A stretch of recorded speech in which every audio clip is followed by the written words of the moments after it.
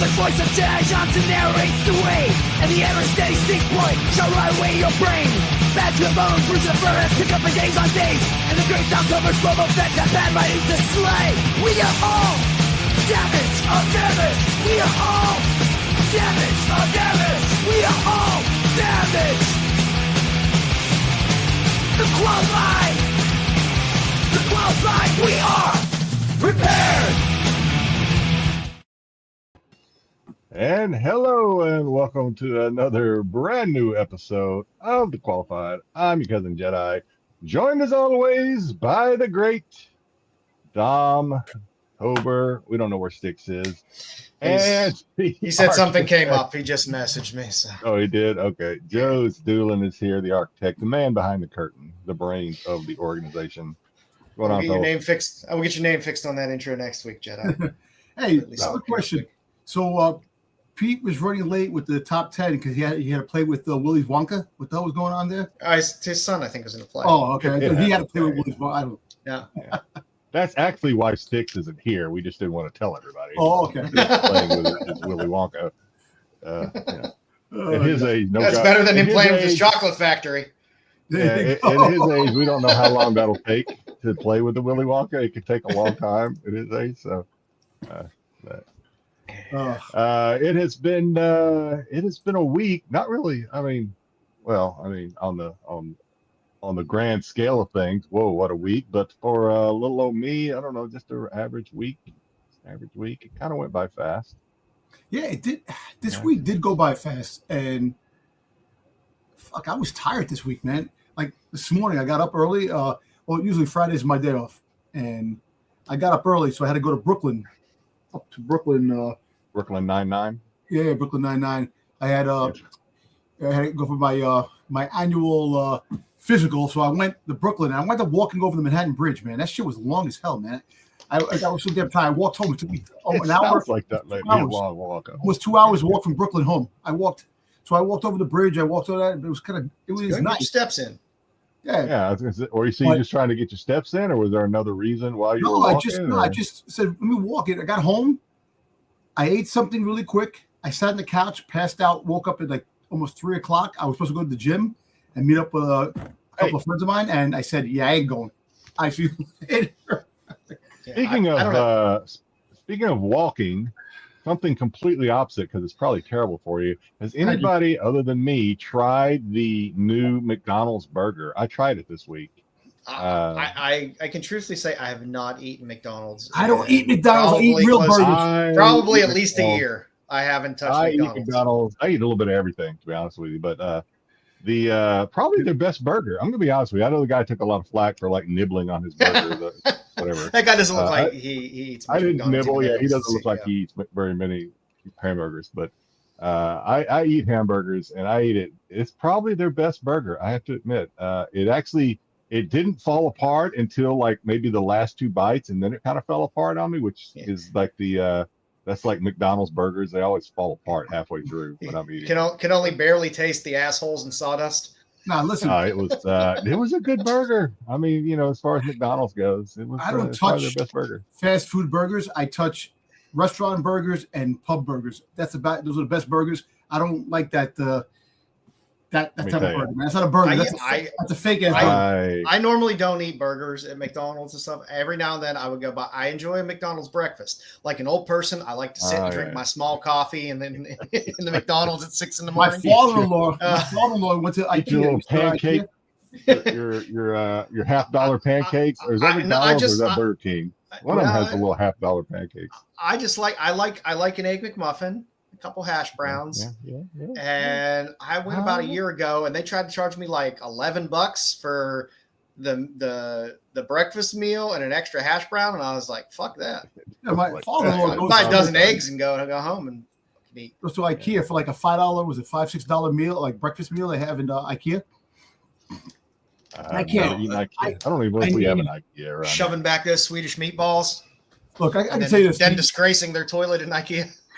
Processed food, I really try to stay away from processed food, but I do have an indulgence for Dunkin' Donuts. The sourdough breakfast sandwich. I shouldn't eat that crap, but I do, and it's bad. But You're right. I shouldn't eat it either, but I eat my fair share of it. I can't help it. I mean, I because like of my trash. job, and I just need, that's all what's available. I eat my fair share. I love eating trash. I've just tried to stop eating trash recently. Yeah. All right. It is Friday, folks. You know what that means. It is time for the show, but we're going to kick it off as we always do with Joe's. We're gonna just looking in. Just no outside looking. Just looking. I'm drinking. I've been drinking green tea all goddamn day.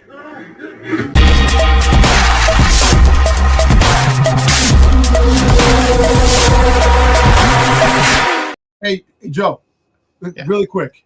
You should call it Joe's looking in. Yeah. Because you're the one that's doing it, and your eye peeking into the peek hole because you have the foot fetish. So it should be Joe's looking in, not just looking in. There you go. If that were his only fetish.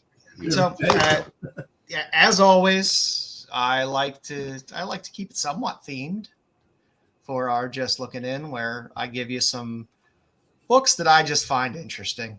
No rhyme, no reason, no specific values associated with any of these. It's just shit I like. So this week, with Marian Heretic and a couple other books that are out, the Nun thing seems to be hot. I still have that book for you, Jedi. You got nuns kicking ass or sexy nuns or whatever. It seems to be a theme that people seem to be enjoying this year. So I decided I would just pull a couple nun related books and just go with that this week. So first up from the Action Lab side of the house, little Mendoza side of the house, we got the Misbegotten Runaway Nun #1. This is the limited variant cover by Just In Case. Nice pun name. It's a good cover. It's a pretty good cover. Dungeon or something. Actually, there's a good Marilyn Monroe on the Greats homage cover in this series as well. There's some interesting covers, but this one was kind of nice. I liked it. It was fun. A nun trapped in a cell. Yeah. She looks like she's in a dungeon or some sort dungeon. of Yeah, and dungeon nun. She's missing pants. A nungeon. It happens. There are no pants. There's no pants in the dungeon. That's the way it works. Socks in those orthopedic shoes either. There's none of that. Nope. None of that. Yeah, look, a feet are exposed too. That's why Joe liked it. It was kind of nice, and the lapsed Catholic in me kind of enjoyed it. So next up, when they're not sexy, they're normally killing Nazis. Nice. So this old series from 1997 from Antwerp Press was The Crimson Nun. This was a fun little series, and this is an Esad Ribic cover, by the way. So you can get some older Esad Ribic. He's quite a popular artist, very talented. So if you want to pick up some of his earlier stuff, you can pick up Crimson Nun #3 from Anarchic Press. Nuns are hot. She's gonna kill that Nazi. Might be hot. I don't know if I've ever seen a real hot nun, but the comic nuns, I guess, can be a little on the sexy side if they're drawn that way. Yeah, she's gonna kill some Nazis, and that's fun. And the fun thing about this title is it just recently got updated, and there was a Kickstarter that just ended, and I believe in the process of being fulfilled right now for the Crimson Nun and Crimson Nun Rebellion 2 from Kickstarter. This is from Indie Comics, and this is a fantastic Jonathan McDaniel cover, which I kind of liked. It's pretty slick, pretty good cover for Crimson Nun. So little reboot. Little reboot's always fun. And then again, our kind of who set the template for our kind of warrior nuns would be none other than the warrior nun herself. And this was a fun Comic Cavalcade exclusive commemorative edition from 1997, Anarchic Press, where you had. Is he Arilla? Is that her name? Arilla? I can't remember from the. Aurelia. I don't know. I watched the show when it was on. I watched the show too. Netflix. I can't remember how they said it on the show. I like that show. I don't know. I mean, it just it only had. They ran a few seasons. Yeah, I mean, it ran a few seasons.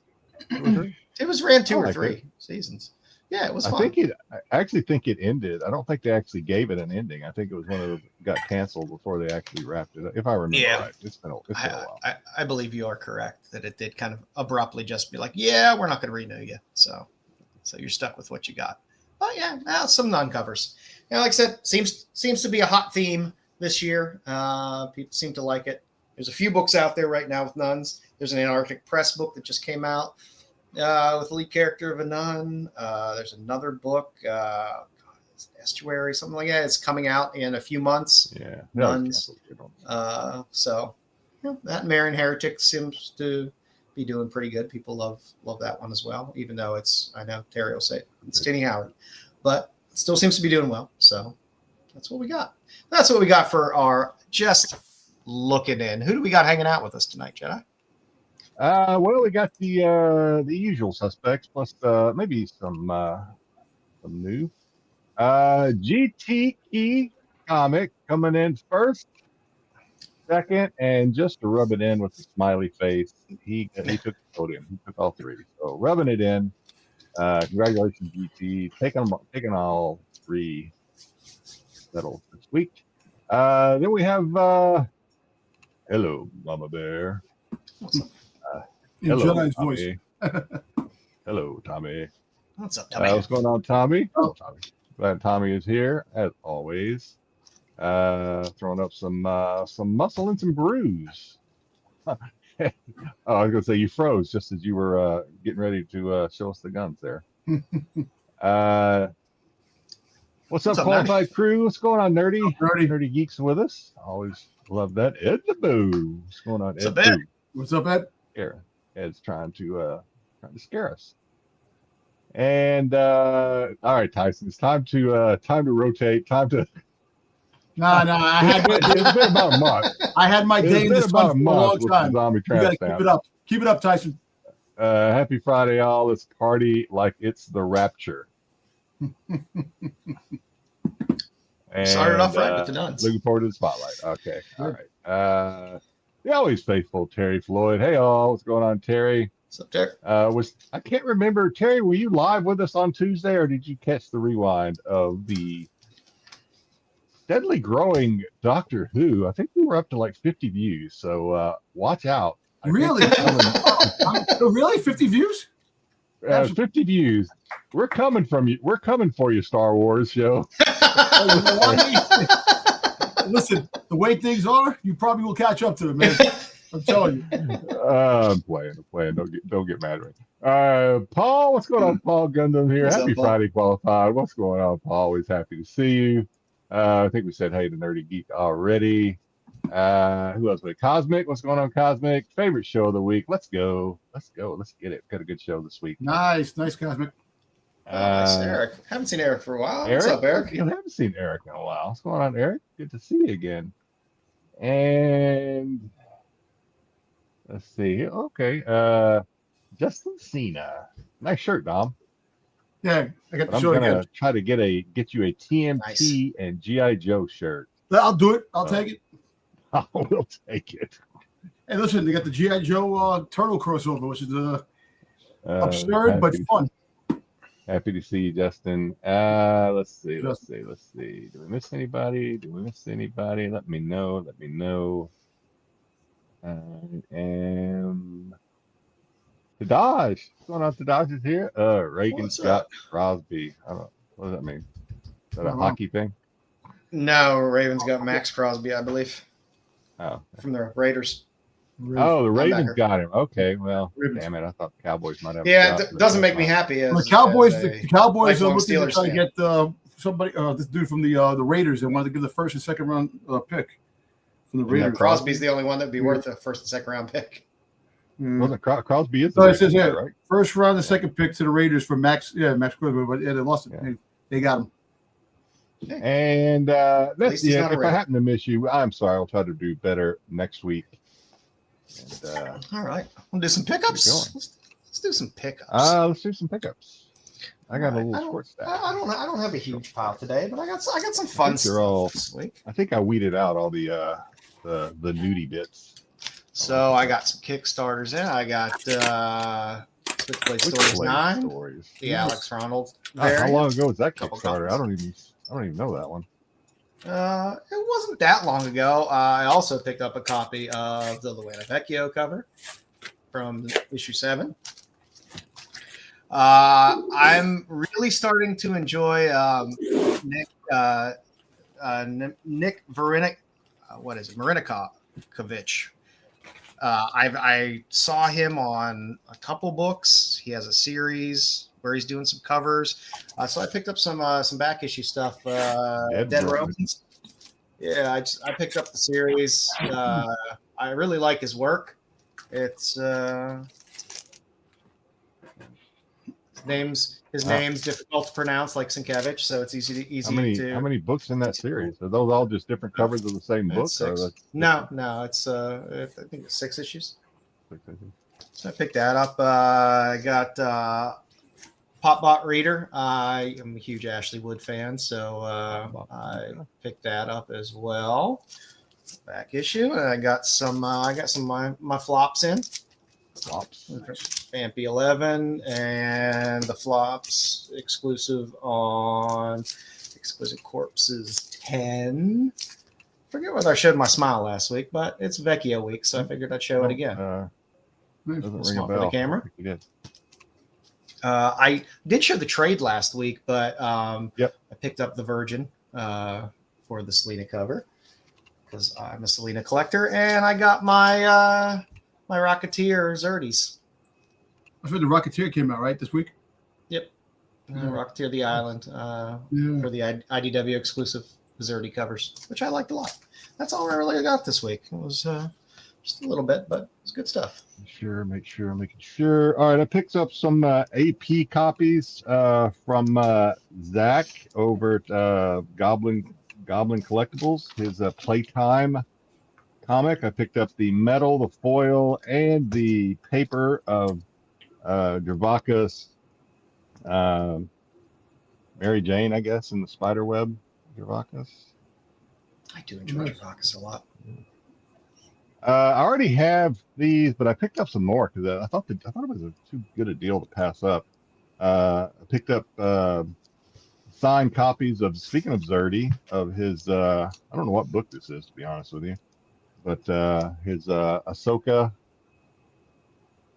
Zerdy, as well as his just regular tattooed Twi'lek. Nice.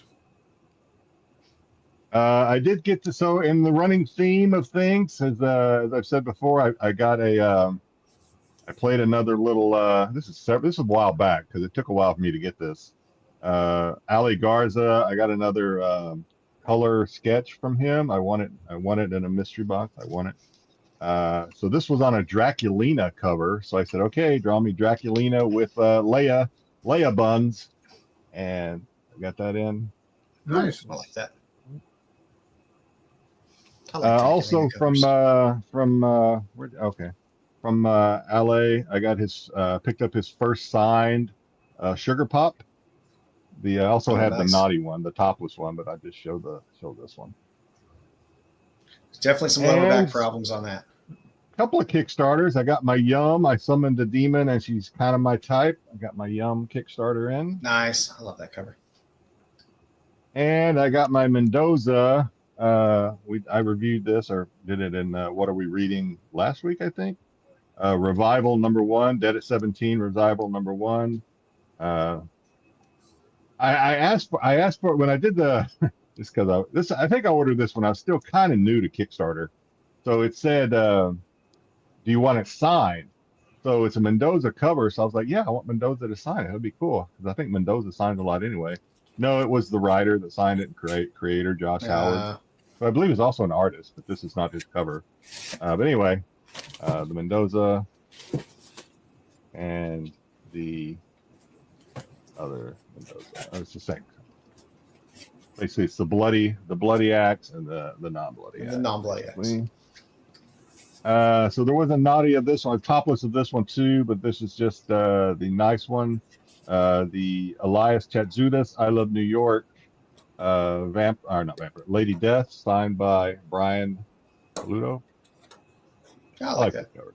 I like it. That's a good cover.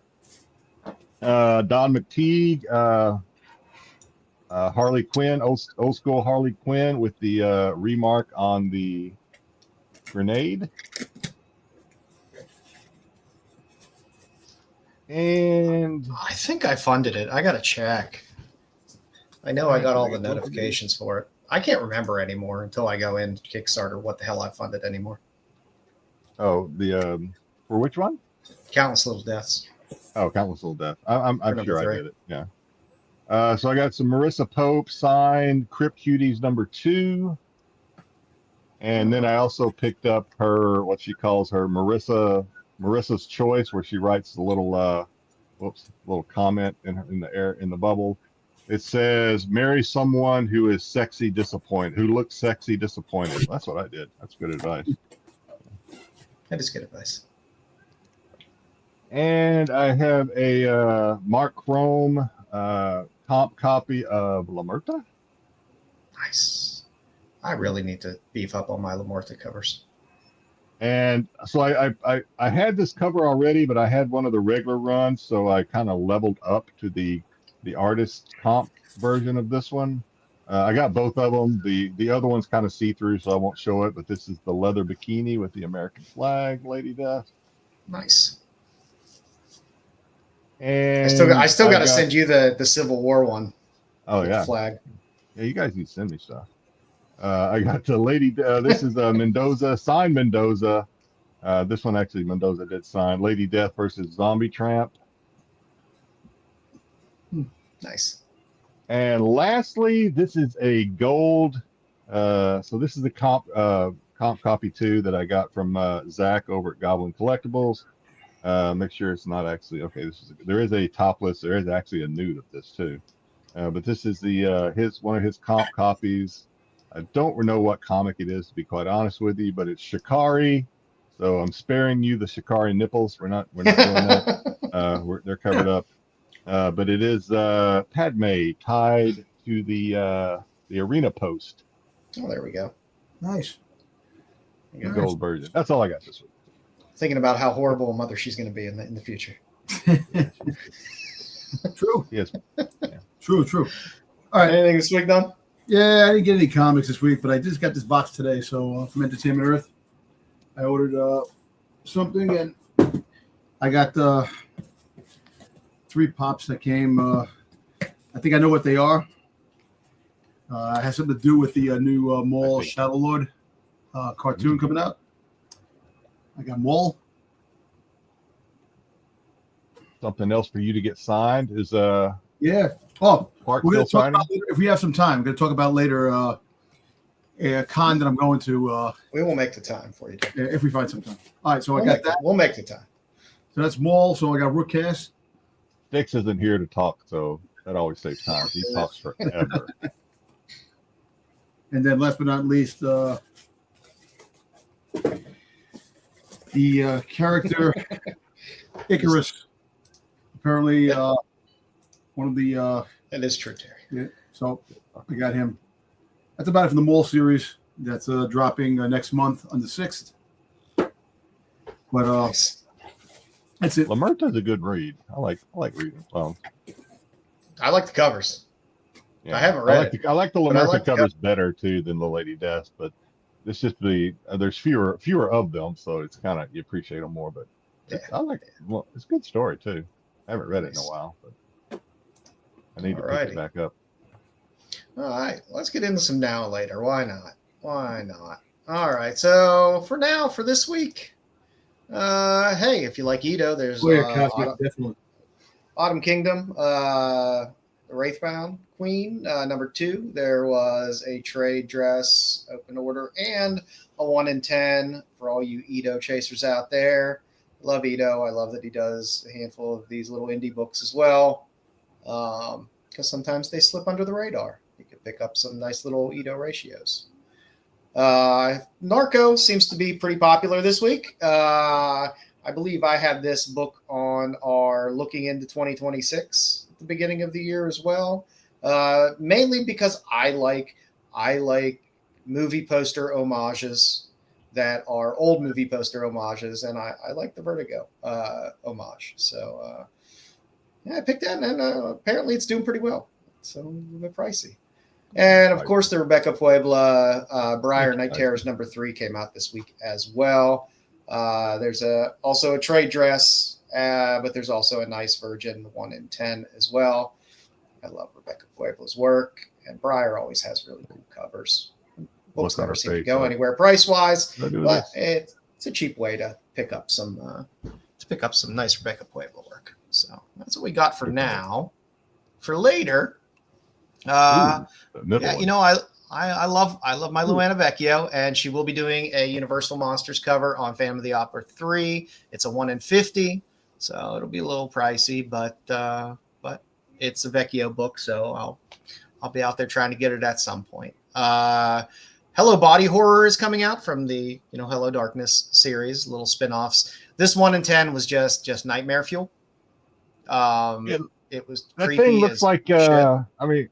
I don't want to say that he took the idea, but doesn't that look like the little eye monster from Alien or Planet Alien Earth? Yeah. It's to me a little bit. It does a little bit, but it's a creepy cover. It's definitely a creepy cover. Yeah. And pretty cool. And also a book that's coming in May, I believe, Odin.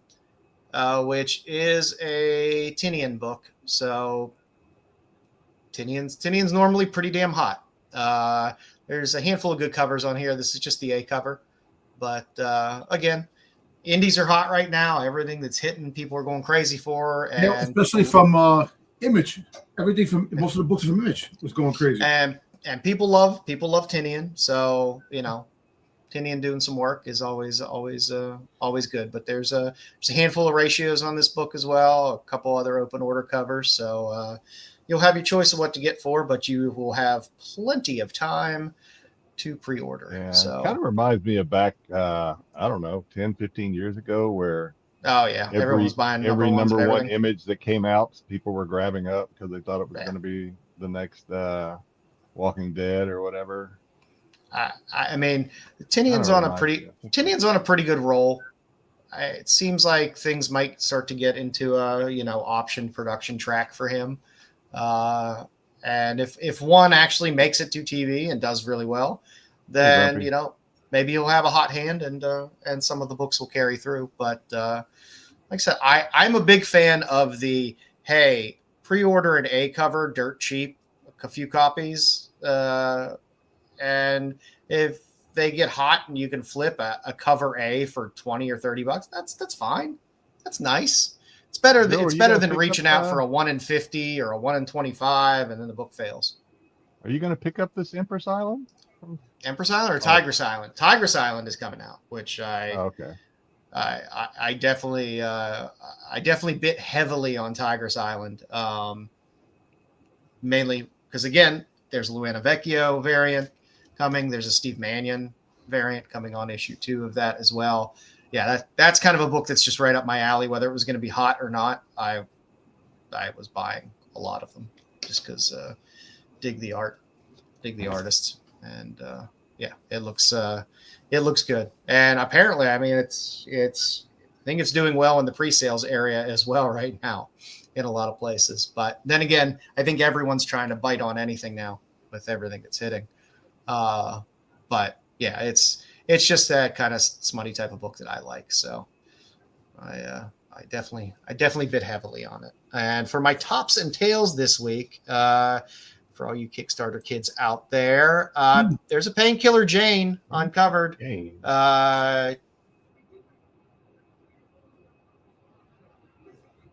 Left on it.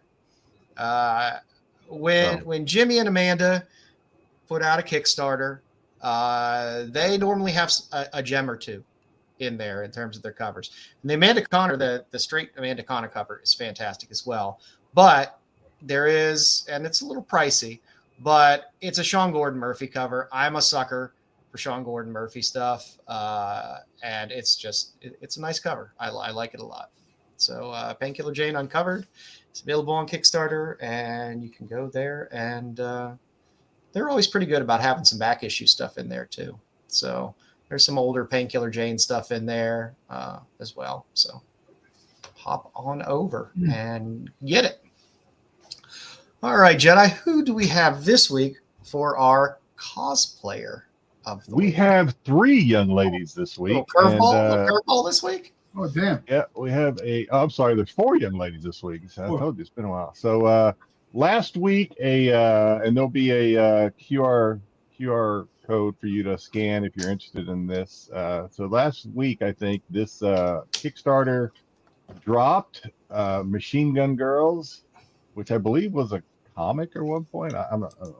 Oh no. So this is the cosplay covers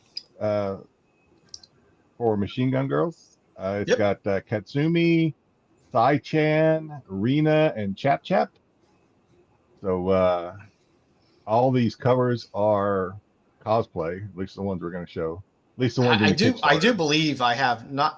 I don't think I have any of the ones that you've shown here, but I think I do have some of these, some of their covers. Some of the, especially Katsumi is everywhere. Is Kickstarter? She is like her and the other one, which we may be actually covering next week. I can't think of her name because she's had a lot of Kickstarter cosplay covers come out lately. But Katsumi does a lot of work. Yeah. It's good work. So we have speaking of Katsumi, she's first up. These are 2 of her covers. Yeah, they are pricey. 2. They are she has a lot more covers, as well as they have playing cards and all kind of stuff with these cosplayers on it. A lot of cake there, man. A lot of cake. Yeah, these cosplayers, for the most part, they are cakey. Yeah. So this is Katsumi's covers again. There's a QR code, or obviously, if you're interested, you can go to Kickstarter and just search by Machine Gun Girls. But here is forgot her name. The other girl. The other girl. The name's not on there, so I can't remember. Wait a minute. Let's go. The one with the blue hair, which is Sai-chan. Thank you. Oh, there we go. Sai-chan, Machine Gun Girl. So this is her covers, and again, there's other covers, and they have playing cards, like I said. With the young ladies on it, if you're into collecting cosplay. We have Rina. Sometimes I like to play solitaire and get a boner at the same time. It's nice. Yeah, it's or play war. New meaning to playing with yourself, I guess. But yeah, Rina is the thinner of the young ladies. This is her, and then we have Chap Chap with the green hair. And then, then there's the QR code if you're interested to scan. But there's a couple more pictures of the young ladies showing you what sells. I can't remember if it's them or whether it's a Gaslighters cover. I got a good roller skating Twister cosplay cover that I really enjoyed. So check these young ladies out if you're interested in sexy cosplay, and buy their Kickstarter, I guess. I mean, I don't know if it's their Kickstarter or if they just models for it, most likely. But anyway, that's it for our cosplayer. First time I think we've ever had multiple cosplayers of the week. So mark that one down on your bingo card. But there you go, cosplayers of the week. I think that's the last one.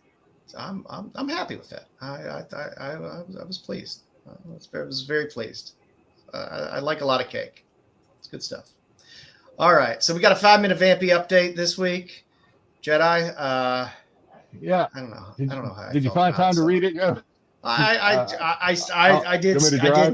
I did skim through it a bit, but I'll let you drive since you have the slides here. I cannot remember who did the A cover on this one. I know we have some lyrics. Was it a lyrics? I think the first one. The main cover is that's Matina. Wasn't Matina doing the? Okay. I think Matina was doing it. We got lyrics. We got some Lisner. We have some cosplay. We've actually covered this cosplayer too. I can't remember her name. We've got a cosplayer cover. But it's Dynamite cosplayer, so it's just like. Yeah. Here's a Roebuck backdrop. We have Sakisha Ray exclusive, and I can't remember the one on the top right. Oh, crap, I can't remember that. And then the bottom one is oh I'm trying to crap, remember who did them as well. 'Cause I do Sozamika. enjoy the Sozamika though. The Sozamika is a good Sozamika vampy. certainly gives her hips. She gives vampy hips. All of her. Vampy. I like her. I like her Vampirella drawing a lot. That's my ideal in my brain. Vampirella is. Yeah, I may pick that one up when I see a signed copy. I may pick that one up. That's I too like the way Sozamika renders Vampirella. It always has kind of that 70s feel, which I kind of dig in a Vampirella when it kind of has that mid 70s kind of feel of a Vampirella. It's nice. Like it. But on to the book. So where did we leave off with this book last time? I believe we left off with the gang. The gang is all together. The gang is all there. We got introduced to Hemorrhage, who is both a lover and an enemy of Vampirella's past, way back in previous Vampirella days. But at the very start of the book, we get introduced to the one God, basically. We get introduced to God, who created everything, heaven and earth, blah blah blah, and then gets bored kind of easily, likes to kind of play with his toys. Even came down and was settled in hell as like a regular person in hell, just because he got bored and wanted to be treated as a slave in hell or something. I don't know. It was kind of weird the way he kind of plays. I guess it's knowing and showing. I didn't show it here, that he can snap his way out of it at any moment. So we get introduced to him, and then we get introduced to kind of his good and evil side. He created good and evil. We get introduced to those two characters. Joe, correct me if I'm wrong on some of this, because this was no, that sounds about right. Yeah, he gets corrected. So he's basically summons good and evil. Huh? There's too much going on in this book. Yeah, there's a lot going on. In fact, we didn't really get Vampirella until maybe 7 or 8 pages into the comic. I don't think, but so he summons good and evil, and he says, "Hey, we got this thing, and being Vampirella, and it's the one thing that I can't understand. I can't control it. I don't know what's going to happen with her. She's having this internal struggle between good and evil that's within her," and it kind of references her creation back with her mother in the garden, very fast. And so basically God is intrigued, I guess, because it's not normal that he doesn't know what's to come. And Vampirella is kind of an enigma to him as far as that goes. But then we get Vampirella, who is still battling. She's captured by the Bruid or something, and she's having these internal struggles with herself, which she's been having all throughout this comic series, between the evil side of her that she tries to keep in check, buried down deep. And then we switch over real quick to her gang, who is in hell, who has not, I don't believe, has caught up with Vampirella yet, but they have met with Hemorrhage. Hemorrhage was summoned or was, I guess, paid or whatever to go get rid of Vampirella by this one character that we'll see briefly here in a minute, because he doesn't like the fact that Vampirella is down there meddling in his war or something like that. So Hemorrhage and Vampirella's crew kind of fight a little bit. Hemorrhage kind of kicks their ass, basically, because of his powers. He's able to. And then we get the one of the bads, anyway, the guy that didn't want Vampirella. There's a lot of bads in this one. The guy that didn't want Vampirella in hell and had gotten Hemorrhage to get rid of her. So he kind of like crystal balls in or whatever, like fire circles in. It's like, hey, why is Vampy still here? You're not doing your job, blah blah blah. And so then Hemorrhage is like, hey, we want the same thing to Vampy's crew. We want the same thing. You guys want to get Vampy out of here. I want Vampy out of here. We need to work together. So there's that. And then we get to this, and I kind of got lost here because I'm sure the I got lost comics in the covered whole this in book. the past, but I just didn't remember this. We get to these like slaves or whatever of hell, and they're emptying bodies into this pit.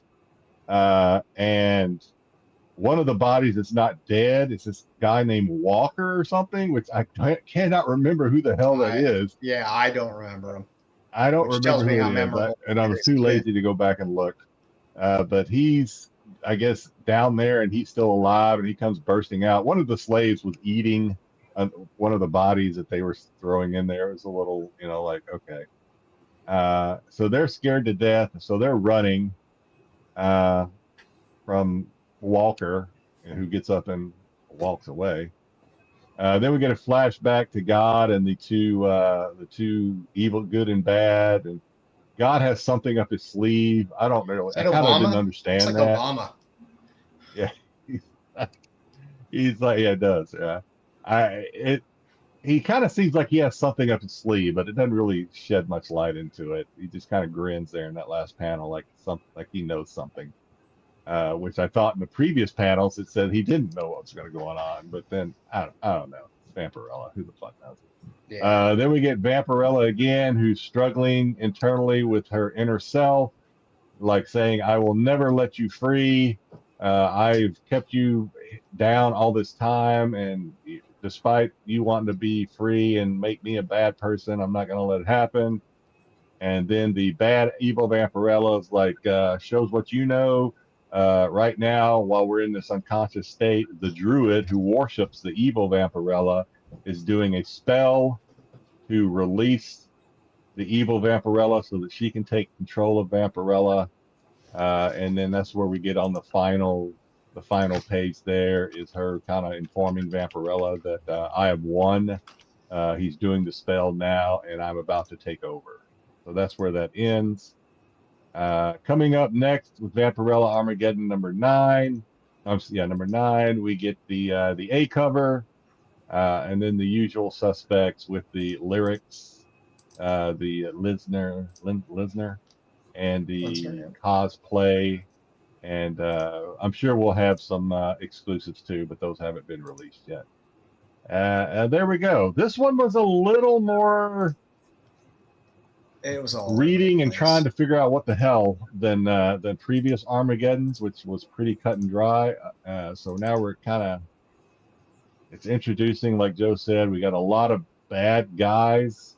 Yeah, I'm not a big fan of that split of Vampirellas, and your bad Vampirella and your good Vampirella. I don't need that. I've seen movies. Seen movies with multiples before. We have the big god who is probably seems to have something up his sleeve, so he's probably going to end up being a bad guy, or something that Vampirella is going to have to overcome, along with his two. We have Hemorrhage, who I don't really know if Hemorrhage is going to turn out to be a good guy, but we have the guy who hired Hemorrhage. That's another bad guy. And we also have the little boy who turned into the beast that came down there with his mom. I can't remember what happened to that guy. They're trying. He's trying. Priest is trying. Did Priest? No, Priest didn't write. No, this isn't Priest. This isn't Priest. He's whoever's writing? He's just trying to do too much. It's just this book started off, and I was like, "Oh, this is the easier one." Yeah, it's become the more difficult one. Yeah, it with this one, really with this issue, it became the more complicated one.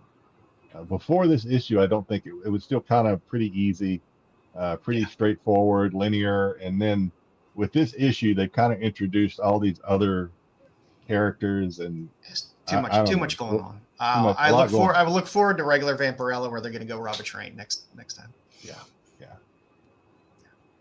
Nice and simple. So it was. And I think actually, I'm surprised these are going. So this is actually 2 weeks old. We're catching up because of when we had Garrett Gunn. So we're catching up. So this actually came out, I think, 2 weeks ago. I think this week, if I'm not mistaken, Red Sonja Reborn, or maybe that's next week. So we'll probably be doing that next. But I'll have to take a look. Because we still have Red Sonja Reborn out there. Nice. Alrighty. I think it, like I said, it's vampy. We do what we can do. We do the best with what we're given. That's about what we can do. Yeah, that sold the mic is pretty good. All right. Okay. So now, wake up so now Dom can tune back in.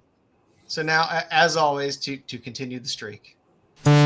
It's time for the That's Not a Comic, That's Not a Comic, Salia Comic, Salia. It's time for the That's Not a Comic, That's Not a Comic, Salia Comic, Salia Comic. Oh, cool.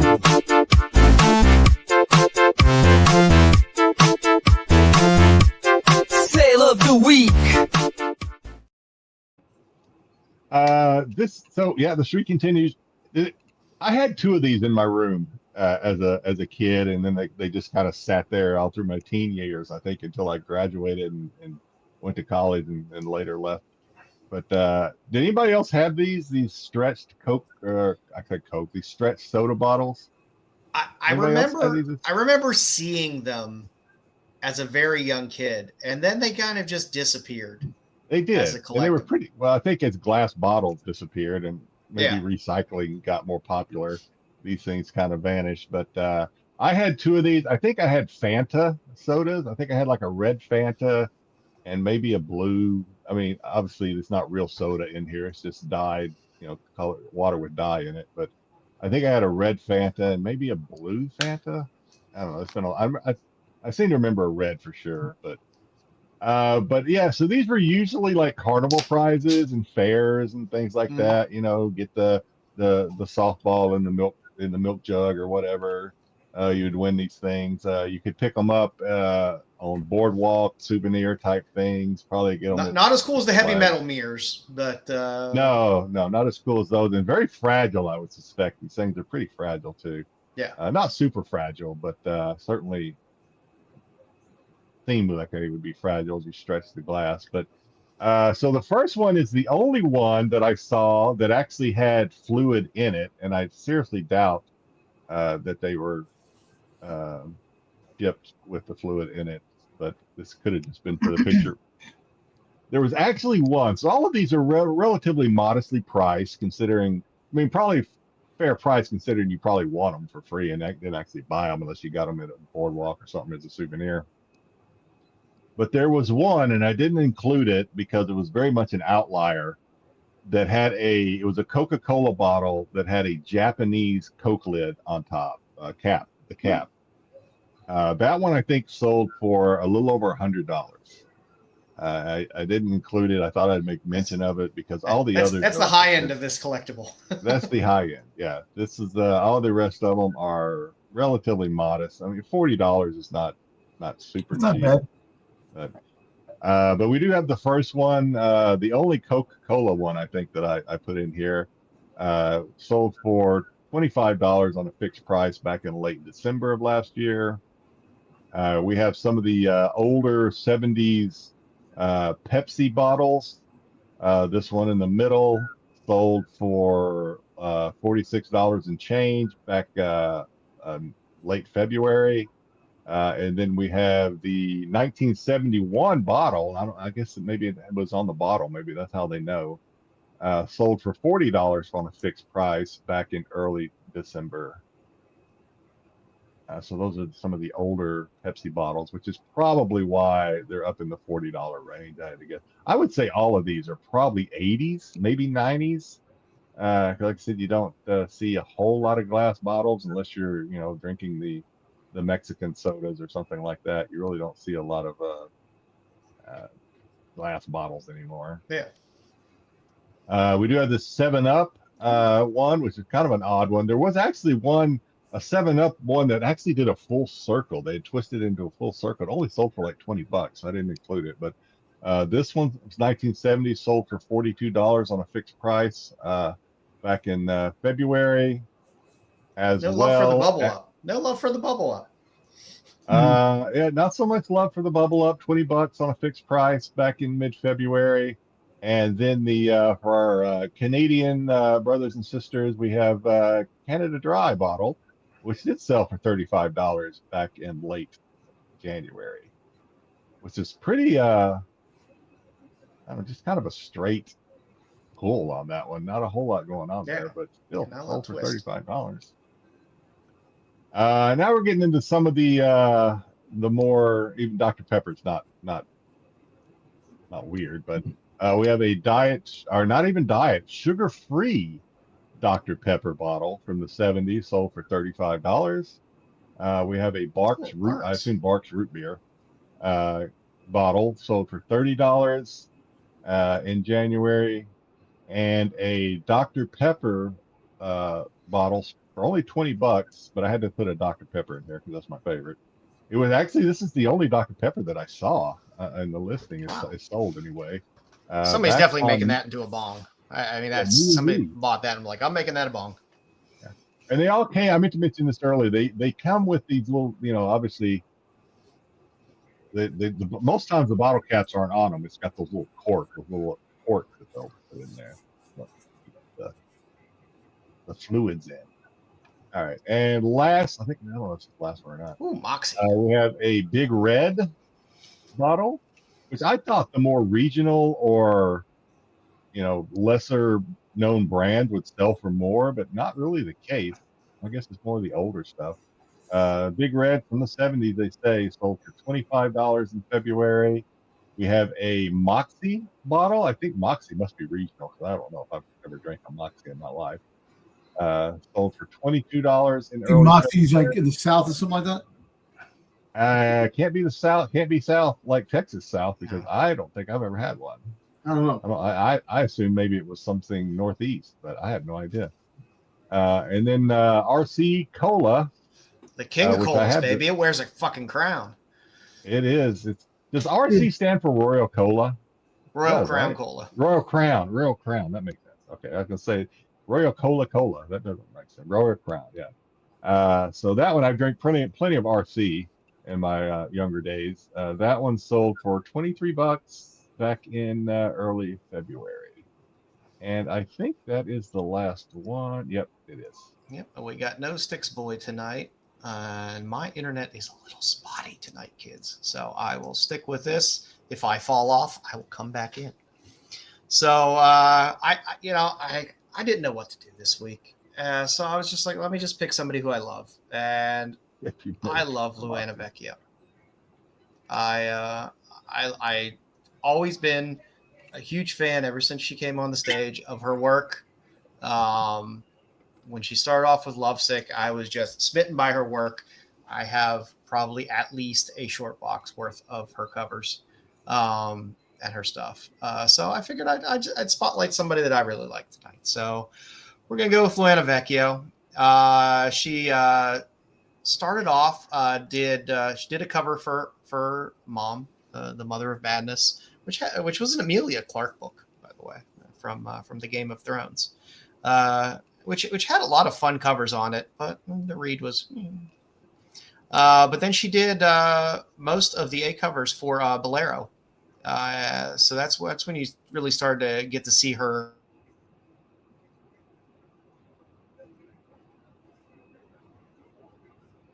Yeah, I think he lost him. I think he froze. He froze. To look at. Okay. Did I just cut out there for a second? Yeah, he cut out. He froze. Yeah. So Bolero, like I said, is when you got to first really kind of get a feel for her style of what she does. She has a very distinctive style, much like Maria Lovett. When you see her covers, you know it's a Vecchio cover. Like I said, the Bolero covers were really great.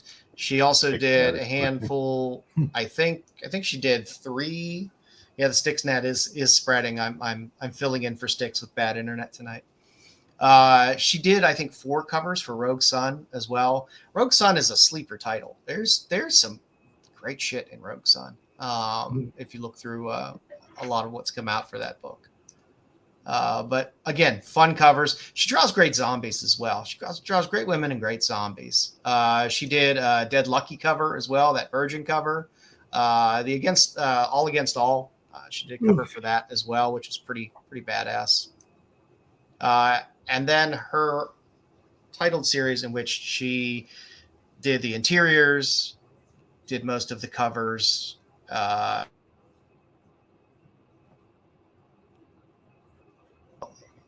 Lovesick is not for the faint of heart. I'm sorry. Lovesick is not for the faint of heart. But again, it's her book.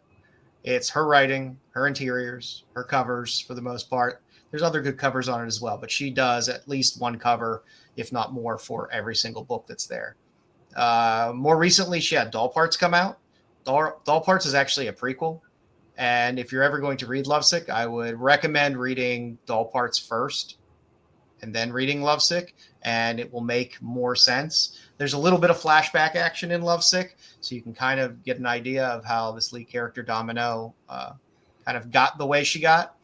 But if you read Doll Parts, you kind of get that origin, and it's a nice lead into this because they kind of fall together seamlessly. Again, I have all of these covers. They're all fantastic. She did one of the Spawn crossovers when Image was doing the Spawn as well, so you got Domino and Spawn on there. A lot of pictures with her and Pig. A lot of bondage covers. And dominatrix covers in the work as well. But again, every cover in here is gorgeous. A lot of them you could still pick up quite reasonably on the secondary market. But again, her work is fantastic. A bit of a dark title. So warning out there to anybody that wants to go out and read this. It is dark. It is dark and it is a bit disturbing. It's probably not the type of comic that you're going to reread a lot once you get through it, but I think it's something that is enjoyable to get through in terms of the subject matter she puts forward. But again, fantastic covers all through Lovesick. I love it. She did a great run on Dark Ride as well. So if you want to pick up some of her stuff, you can pick up the Dark Ride stuff pretty cheap on the secondary. She did Dead by Daylight cover, did a cover on Snow White Zombie Apocalypse Zero. She had a nice exclusive, I think this was a GalaxyCon exclusive, for Red Sonja. There's Virgin variants of this, black and white variants. But if you're a Sonja fan, it's a great Red Sonja cover. She also dips her toe into the Kickstarter world as well. So Cheeky Comics with Private Dance. She's done some covers for that. She did a cover on American Psycho for Sumerian.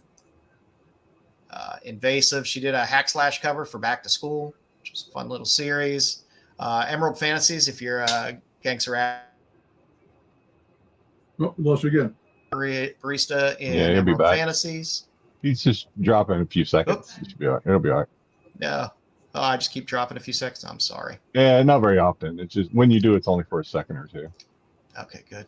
Hopefully it doesn't kick out. And I don't understand. I pay a lot of money for my internet, so Comcast is going to have to get a call. Kids are gaming right now. They're eating. Oh yeah, well yeah. My son's just choking down the bandwidth playing games. She did 2 covers for Penthouse as well, which were also fantastic. I love the Penthouse covers. She was supposed to do one as well, a black bag, I believe, for the 2005 run, which kind of disappeared. But the 2004 run, you do get 2 nice Vecchio covers for Penthouse. Back to the Kickstarter world, you did get only Friends with Pen. That middle cover, you had me at feet. And then the one on the right, can never go wrong with Underboot. Fantastic covers. A lot of these when Cheeky Comics all Joe's boxes. Yeah, a couple of these, like the Cheeky Comics, when they do Kickstarters and stuff like that, a lot of times they will have the back order stuff as well. So if they have extra copies,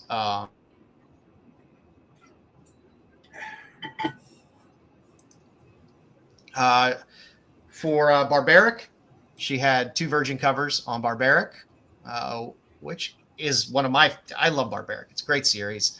And she's done a handful of the black bag variants for the newer Barbaric series that have come out as well. The one on the far right, I believe, is coming out soon, but for the current Barbaric series, she's doing these lovely black bags. And all those black censoring in there of the bikinis are not there on the covers, just letting you know. They're just there for now. They're just there for now. Another one of my favorite series, Blam and Glam, which always has great people that come in and do different covers with each issue. She had a cover on Blam and Glam 11, which was fantastic. The Kilchella cover as well, which is still findable pretty cheap out there. BK. What's up, BK? Is a fantastic cover. She recently did a couple covers for Cal Exit. There was that third one there. There was a version of that. And then there, I believe, was a 1 in 3. Good luck finding any of the Cal Exit stuff, because half the time Black Mask put stuff in solicitations and then like 6 months later, maybe it comes out, or maybe it doesn't, or maybe.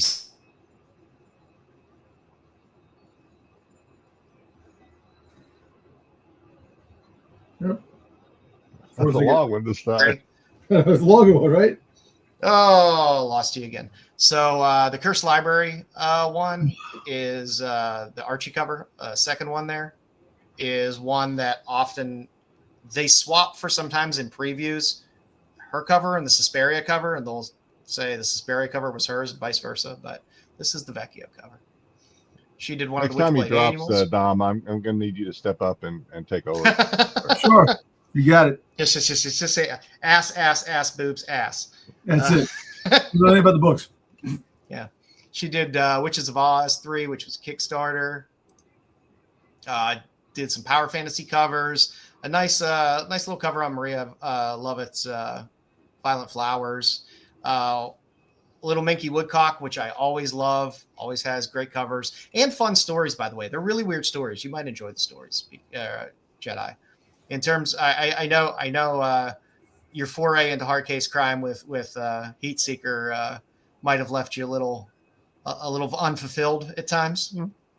But the Minky Woodcock is a good one because they're good. They're fun detective stories, and they weave in a lot of historical characters as well, such as Houdini. Yep. Lost him again. So boobies, ass. She did. Thank you. To see, we don't miss a beat. We don't miss a beat. That's it. Yeah. So we got Lilith as well. Destiny New York. She did a nice cover for Countless Little Deaths. There's number 2. She did some covers for that in various stages of undress. Same with Kylie in Public. This is the nice cover. If you want her to take off the jacket, there's a cover for you. If you don't want her to have anything on, there's a cover for you. Nice. She's doing an Exquisite Corpses cover coming up. She did the Dread the Halls little horror anthology that came out around Christmas, which was nice. She did another black bag for a Money Shot. There's 2 versions of that if you want to see them with their clothes off. What is she doing in that cover? What? In which one? The last one. She has some type of device tapped into her brain. Some shit. Yeah. Yeah. Okay. And then, of course, Doll Parts. Doll Parts, which again, it's part of the Lovesick world. It's basically a prequel to Lovesick. Again, I would recommend reading this first and then going into Lovesick, because you'll kind of see the origin of the character, and Lovesick makes more sense when you get into it. But again, she did all the covers for the A's and the B's. There was normally maybe one artist that would do a C cover, but mostly all of the covers are hers throughout this whole series, which were all fantastic. And then you had, it was a 4-issue run. You had connecting covers as well. So you had a full connecting wow. for a full, Yeah. yeah. A lot.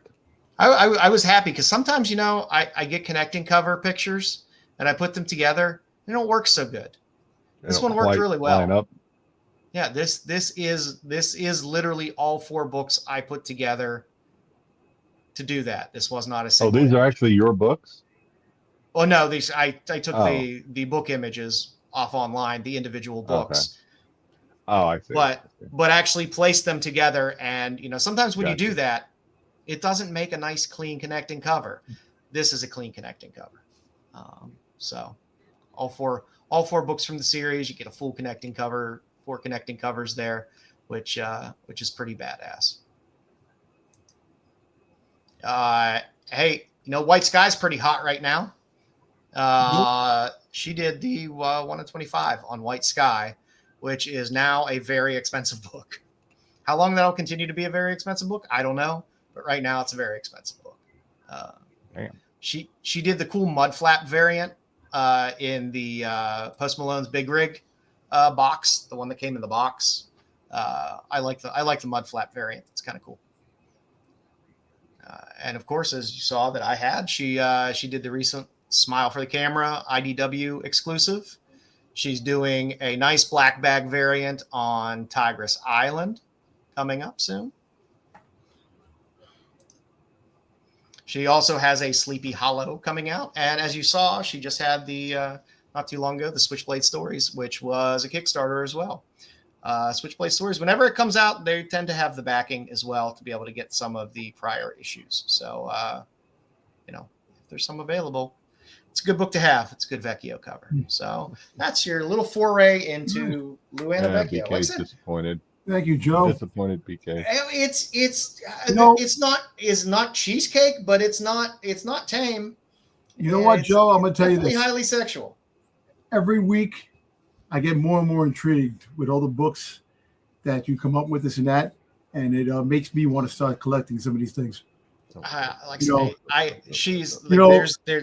She was the first. Her and Jasmine Darnell are the first 2 artists where I was just like, okay, you are going to have sections that are just cordoned off for artists, and then I started doing that a lot more. But yeah, I got a lot of her stuff. You got your disciple in Jedi, you know. Yeah, I don't know what the. I need my own disciples now, Dom. Exactly.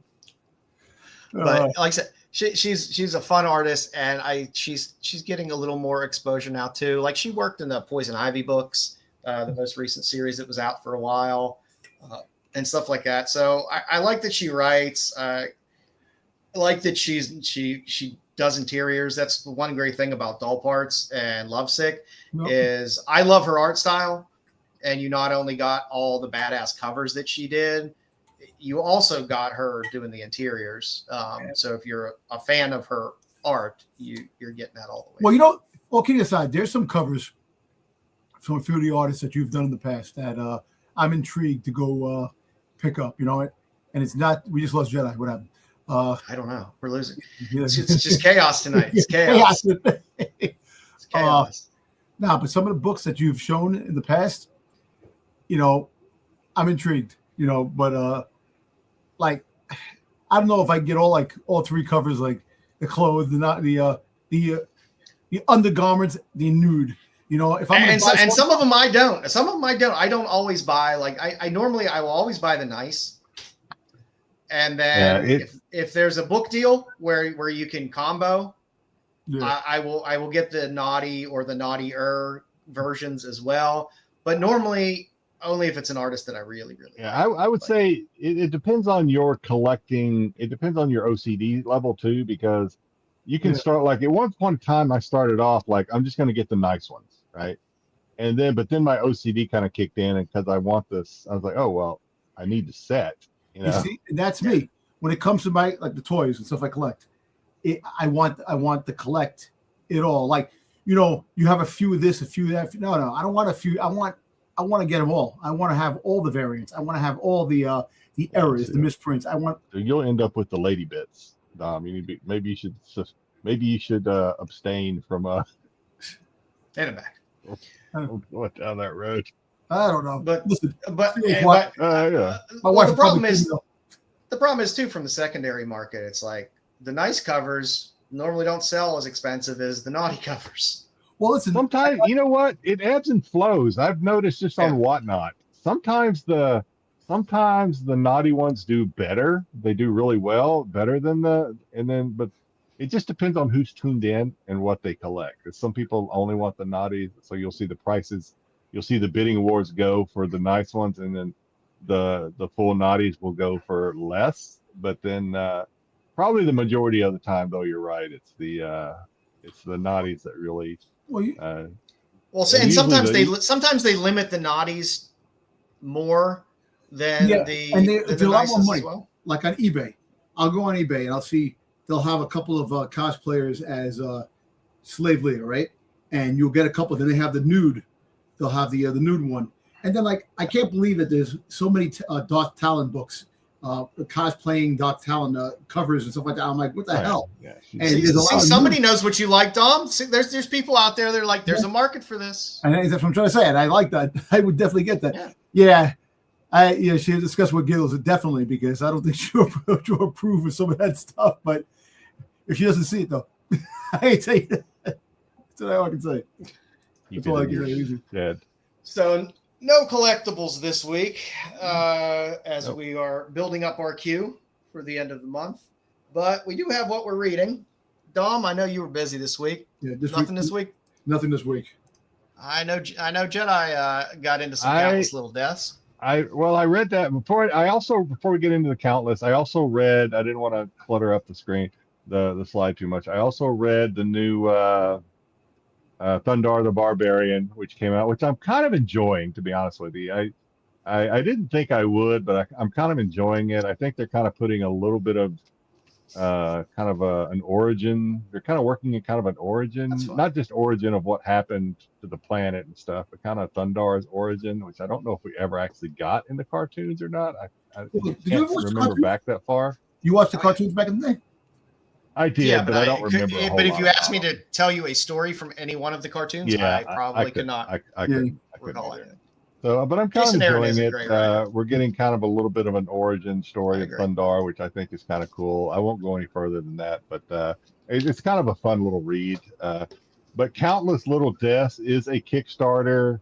I think 3 is probably shipping now or shipped recently. I think it's shipping now, actually. And then 4, I think, comes out.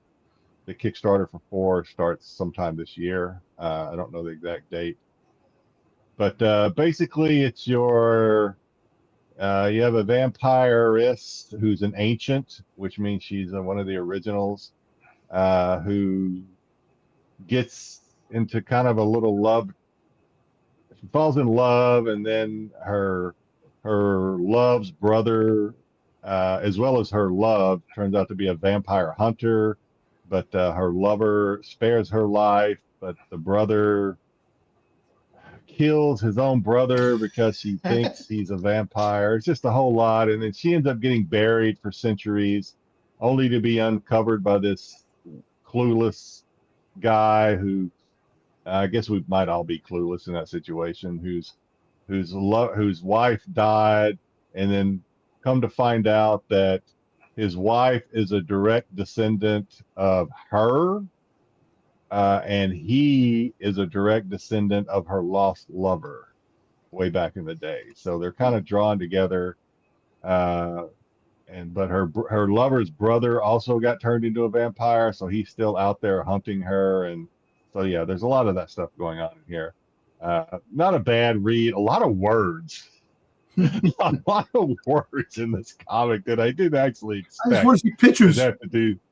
I expected more pictures, but there actually is not a substantial, for me, more reading than I expected in this comic. But I don't know. It's okay. I'll keep supporting it because of the EOM covers.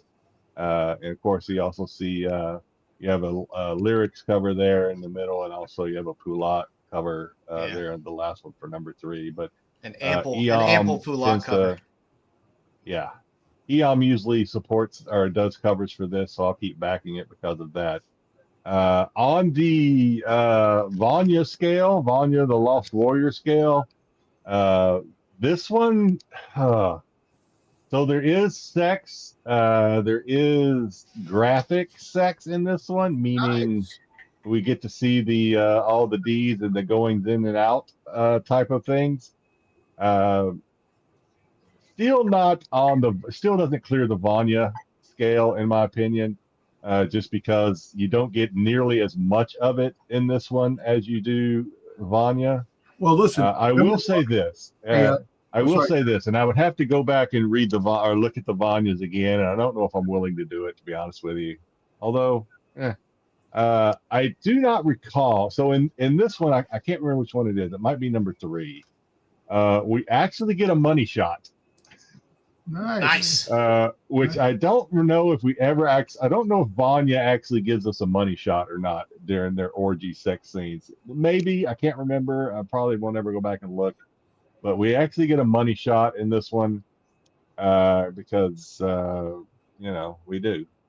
But other than that, as far as quantity goes, not nearly as much as Vanya. And I have to say, Vanya draws it better. Whoever does the interior arts for Vanya draws it better than who's ever doing the interior arts for countless little deaths. I've liked the artist lineup. The nod still goes to Vanya. Doing. I do like the artist lineup that they do for countless little deaths. Yep. So they've been mixing it up nice. Yeah, some of the best artists that at least I collect usually have covers in this one, which I like, but at the same time I don't like because it means I'm having to, run up quite the little backing bill when a new one of these comes out, because I do usually collect a lot of these artists that do covers for this one. Orgies aren't bad, Tyson. No. I see Styx trying to come in, so now I won't be the person with the worst internet. Hey, Jedi, did you ever read Faust? You want some graphic sex scenes? Faust. I don't know if I've read Faust. Oh, the comic? Comic, yeah. Faust, Individual, yeah. By Jeff Innes? Yeah. Yeah, there's some stuff in there. Yep. There's some good stuff in there. Graphic, and it shows it's like a good stuff. The ins and outs. Yeah, I know what you mean. Yeah, so does this one, but not nearly to the extent of Vanya. Excellent. I did a little bit of reading this week. I read Calling Dr. Sham, which is a Source Point press book, where they basically take Golden Age kind of medical / romance books and just redo all the word bubbles in a more funny way.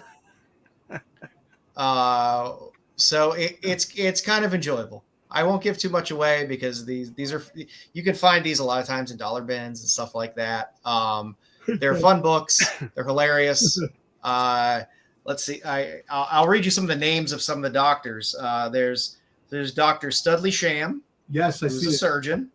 Yep. Who graduated at top of his class from Tijuana Tech Medical School. Tijuana Tech. There's Nurse Nikki Nookie, who's a proctology nurse. There is, of course, the proctologist himself, the doctor, whose name is Dr. Amos Fingerman, who has nicknames behind his back such as Fingers, Dr. Anus, the Two-Fisted Proctologist, and Squint. Two-Fisted Lord. There's also plastic surgeon Dr. Lance Girth.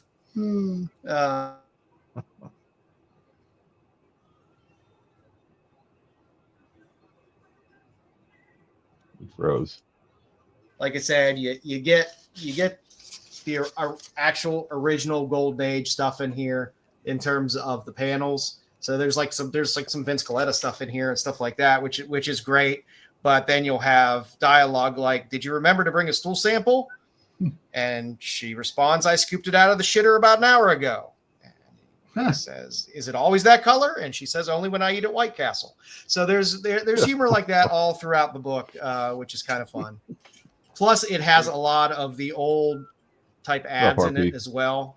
for fake mustaches and all kinds of those fun things. So like I said, you get about like 3 or 4 stories in here, which are fun. And it was from Source Point Press. Like I said, for some reason, every time I hit the dollar bins back home, I find one of these sitting in there, and I can't help but buy them. They always make me laugh. So that's what I read this week. Styx, did you read anything this week? Welcome, Styx. No, nothing this week. No. Maybe next week. Hey, Styx, I heard that Doctor Who over 50 views. You're catching up to the Star Wars channel. Yep, you're getting there. Getting there. Might have surpassed it at some point. Might surpass it. Probably would. Yeah. All right. I Oh, you lost Joe. I'm not going to make it a recommendation. I'm going to make it this thing exists. So.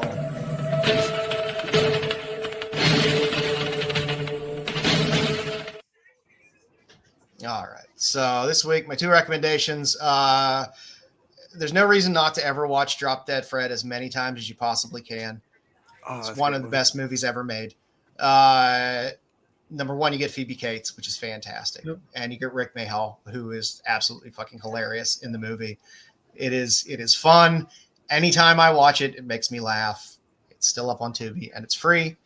And if you don't want to laugh, you can watch Dragged Across Concrete, which I watched that. Yeah, a great movie. Craig Zoller, he did Bone Tomahawk and Brawl in Cell Block 99. The man does not make easy to watch movies. Somebody recommended that in the chat, I think, a month or so ago. I can't remember who it was. And that's why I watched it, actually. I've watched all of his movies, and they're all difficult watches. This one is probably the least difficult in terms of just like there are movies that things happen in those movies that make you uncomfortable. I mean, I don't know how many movies I've watched of his where somebody gets their skull completely crushed in graphically, but it happens a lot. This movie is gritty, and it's not a pick me up, but it is a solid movie. You get some good Mel Gibson and Vince Vaughn in it as well. Yeah, I would say give it a watch if you want to watch something dark and different. So, and I don't know if I will call this a recommendation. I don't know what to call this, but this exists on Tubi, by the way, which intrigued me because I see. Oh, yeah. I was like Draculon. I was like, maybe I'm gonna get some Vampirella stuff, and I was like, you know what? That artwork looks a lot like Susperia's artwork. So I watched it. And guess who it stars? Suspiria. Oh, no kidding. She is in it, and there's a lot of her artwork in it.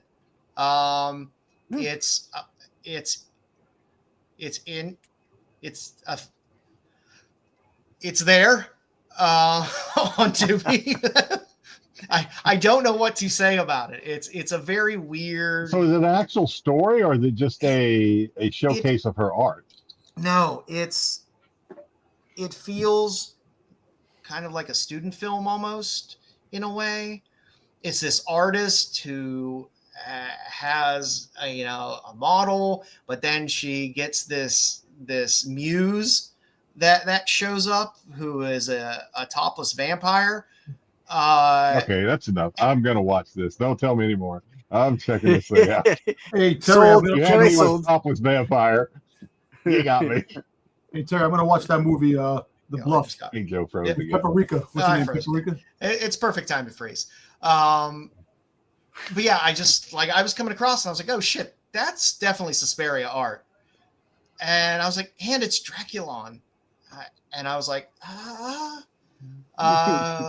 so I gave it a go, and I was like, oh, maybe she does a lot of posters, especially for Full Moon, which is who released this, which does a lot of horror films and stuff like that. Yeah. So I was like, I love Suspiria's art. And I was like, and if it has anything to do with Vampirella, because they said Draculon, I'm down. So I gave it a watch, and then I was like, oh shit, there's only 3 actors in the movie. And it's 3 women. There's Suspiria as the artist, this blonde as the model, and this other girl as the kind of muse / vampire. And I was like, shit, that's Suspiria. So it was weird. It was weird and interesting. If you're a Suspiria fan, I would say check it out. If you like to see some tits, yeah, sure, check it out. You says it perfectly. Yeah, it hits all demographics. I think Joe froze again. So there we go. Back with us. Yeah. Yep. So to piggyback like I usually do on Joe's Tubi, first of all, Dom, I looked at that list of zombie movies you sent me. They're all just about half of them are like pay-per-view or you have to rent. So that ain't happening. I didn't know that. I gotta wait. Guy was talking about. Yeah, I think the others were a couple of them I looked at and I was like, that's a pretty old movie. Or one of them I looked at and it didn't even seem like a zombie movie. But the one I really wanted to watch, which was I can't remember, the one about the college students. Oh, this is not a test. Yeah. Not a test. Yeah, this is not a test. That's you got to pay it. I don't even know if that's out yet. I think you can pre-order it. Yeah. So anyway, so I'll get around to them. But yeah, I'm not gonna pay.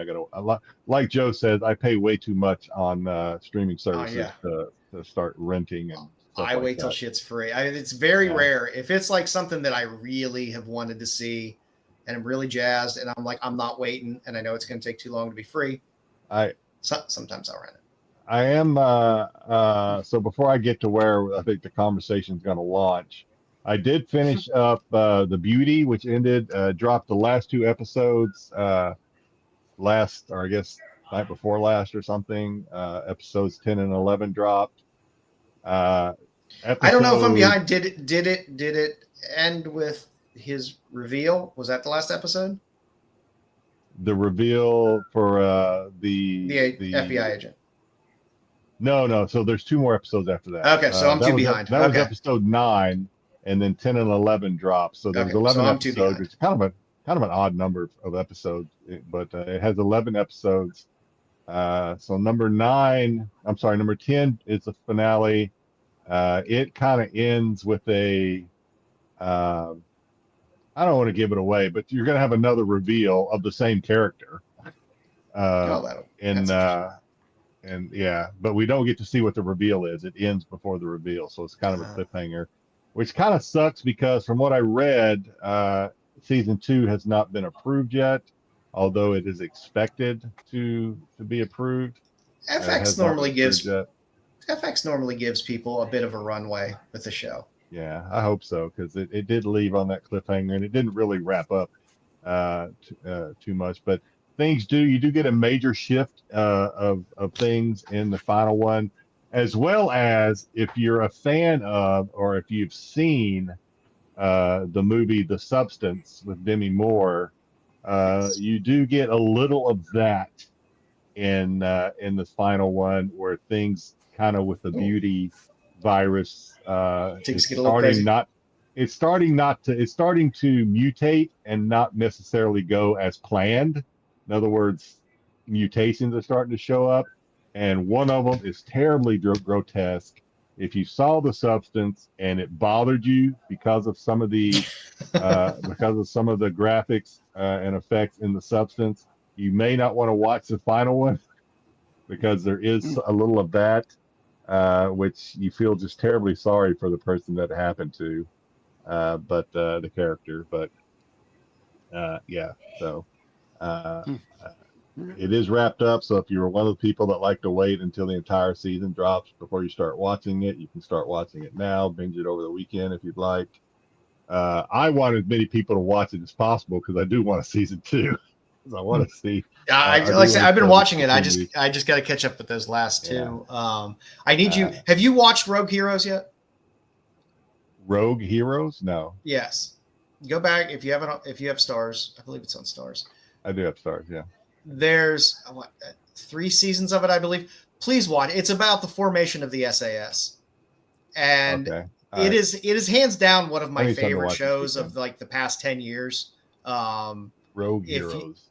it is absolutely fucking phenomenal. It's a great show. I will watch it right after Draculon. So, Like so many shows I do not go back Yeah. to and watch. he froze again. You froze again. I love it every time I watch it. Yeah, you froze a little bit, but yeah, I'll check it out. I'm back. The other show that I'm caught up on that I think so I did everybody caught there's only 2 of them, so everybody caught up on the Godzilla Nope. what's it called? Monarch. Monarch. Everybody caught I up on watched the Monarch. first one. I'm excited to watch the second one. I normally save that one Yeah, for the the second weekend. one I I watched haven't watched last it yet. night. I haven't watched it. Okay, well maybe that we won't launch a conversation on it, but yeah, that's out. And not that there's any big reveals or anything in it either, but I am caught up on that. I just figured because it was Monarch that might. Yeah, I gotta watch it. I haven't watched it yet. Got a chance. I love the first episode. The first issue. issue. Yeah, the first episode was fantastic. So I'm excited to watch the second. Apple TV is one of those weird birds for me where I just forget I'm watching a show on Apple TV.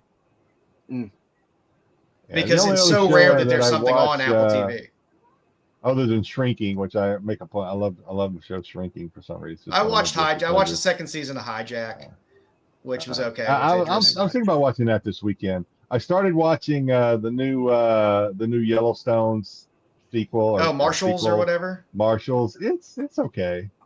And then I don't know. I enjoy those shows, but and then what's the one? RJ something. RJ Young Sherlock. No, not Young Sherlock. It's called RJ something. Chad, help me. Oh no, I saw the RJ one with Michael Corvinus from Underworld. Yeah, I actually started to watch that today, and then I just kind of. It's okay. Yeah, I'll probably watch it this weekend when I'm just sitting around doing nothing and get into it. But Young Sherlock is out, and I highly recommend Young Sherlock. It's directed by Guy Ritchie as well. Yep. And I thoroughly enjoyed it. You get a young Sherlock, you get Mycroft, you get Sherlock making friends and teaming up with Moriarty. It's a lot of fun. It's good stuff. If you're a Sherlock fan in general, I think you'll enjoy it. Okay. I was on the fence about watching that, so that's good. It's good. It's good. It's if you enjoyed the BBC Sherlock, I think you'll like it. If you enjoyed the Guy Ritchie movies, I think you'll enjoy it. If you liked the Johnny Lee Miller, then you have a problem, and that's a story for another day. High Potential. So High Potential is one of those shows that I watch with my wife. So we're caught up on it. We actually got a little bored because there was nothing. We were caught up on everything that we watched together, so we decided to watch the original High Potential or whatever it's called. Which is better. Where is that? Is that it's not the UK. It's dubbed. Spanish. So I don't know if it's Spanish. Yeah. Okay. You like it better? I don't like it better. I mean, my wife agreed with me. Neither one of us like it better than the American version. But I think my problem is I watch a lot of foreign TV and a lot of foreign movies.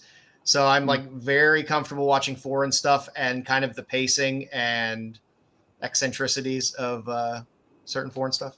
I don't like the main character as much as I do the what's her name from Always Sunny in Philadelphia character.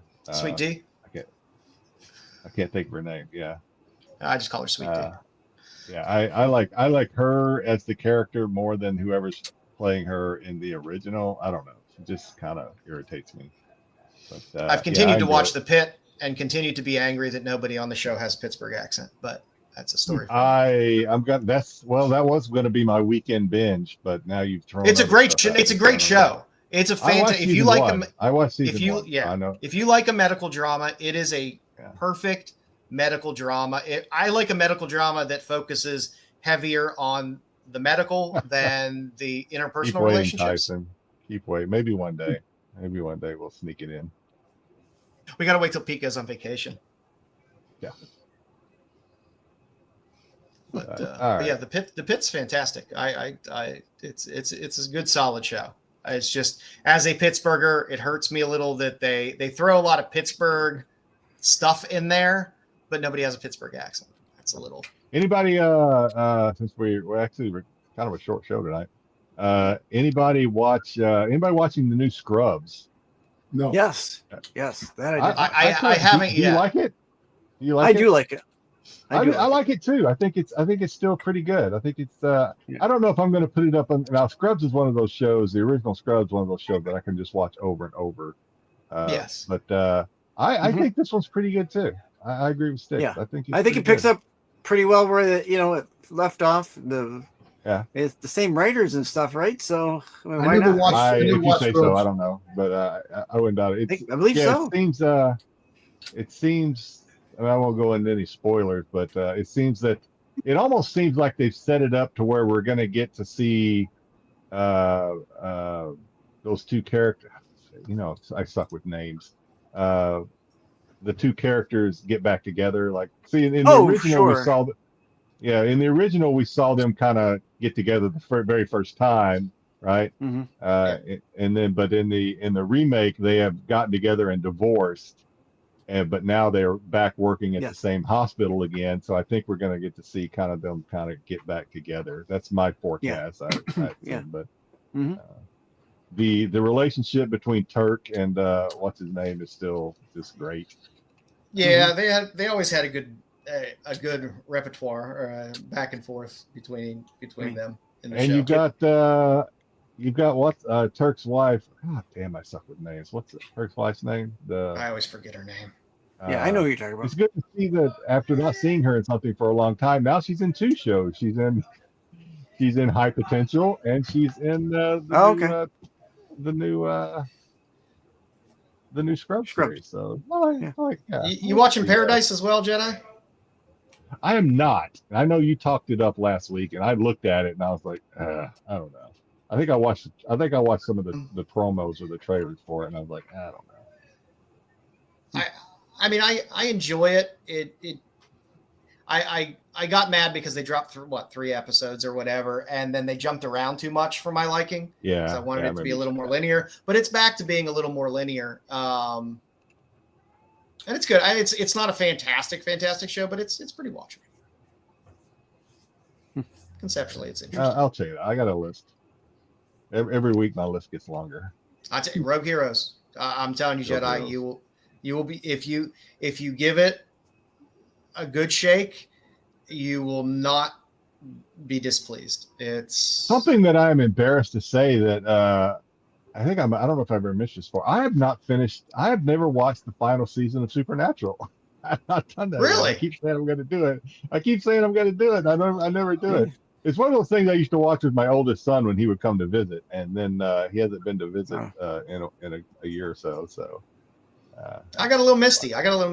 During the finale of Supernatural. Got a little misty. Anyway, that's all I got for TV talk this week. Yeah. Not too much else out there, but I don't know. Hopefully we get some new stuff soon. I keep seeing stuff and I forget. I constantly see it was like, this is coming in March or this is coming in April, and then I completely forget about it. I gotta watch the show, the Buff with Caller. The Bluff. I watched I did watch the Bluff. I want to see that with Tamir Morrison. Yeah. I actually did watch that. I did watch that because that was for the Jonas wife is in it. I don't know. To me, it was okay. I'm not gonna say it's a bad show, but it's nothing to get super excited over, in my opinion. It was a fantastic daytime watch. Yeah, I want to watch. It wasn't a sit around at night movie watch, but it was a fine. Okay, it's 4 p.m. I'm just gonna watch a movie, and it's gonna be competently done enough with some action that I could watch it. I want to see. For some reason, I went into it thinking we were going to have actually more pirates at sea type of stuff going on, whereas this all takes place, except for the very beginning, it all takes place on land, on the Bluff, I guess, which that's the name. Yeah, so hey, Tamir Morrison's getting work, man. He did the Wrecking Crew. Now he did this. He's in this. He's getting work, man. He was more active in all of those than Book of Boba Fett. No, the whole thing is that he actually they got freaking Lucasfilm got mad at him because he's like, listen, I want Boba Fett to come back. So they said you're shelved right now. He goes, so they shelved Boba Fett. I'm like, come on, man, really? I'm like, because and he actually came out and said, listen, he goes, to be honest with you, I thought we're gonna have 3 or 4 seasons of the Book of Boba Fett. He goes, they got mad at me because when they had some decisions in the show, I was like, why do I have to keep taking my helmet off? Boba Fett's so he was trying to tell, and it's like a whole bunch of things that Lucasfilm just wants to piss off fans. That's what they want to do. They don't give a shit about the fans. It's like. So what was it, Dom? You said before we started that you so I was supposed to go. Next in 2 weeks I was supposed to go to Virginia. March 24th. Can't wait for that. Wade Park. Yeah, you're going to go see Wade Park. I am excited for that. I was supposed to go to Virginia to go to Comic-Con, but I actually canceled that. Instead, I'm going to Lexington, Kentucky, to Toys and Comics. If you go, some good bourbon. Yeah, Joe. If you go online, look at the guest list. Put the guest list up. If you get a chance. Which con is it? It's Lexington, Kentucky. It's called the Toys and Comic Con. Comics and Toys Con.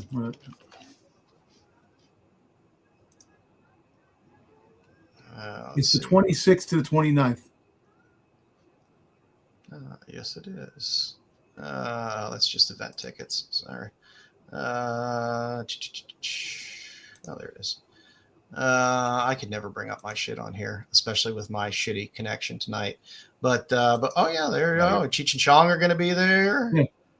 Well, the whole fact is like 6 or 7 people who portrayed Boba Fett or had voice of Boba Fett in video games.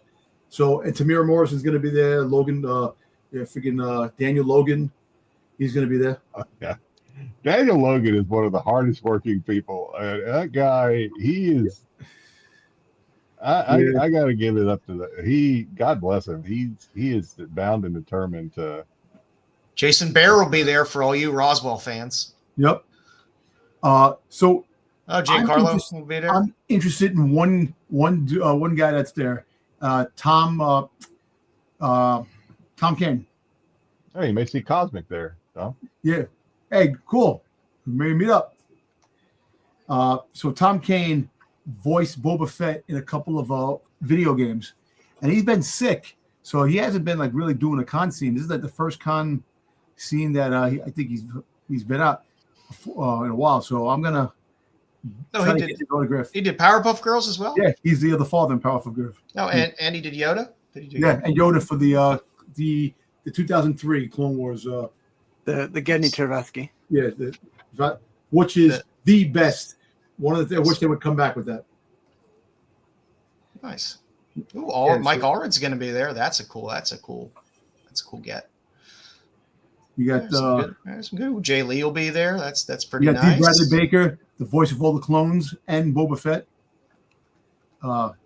There's not a huge lineup of comic creators, but the ones there's a couple winners in there.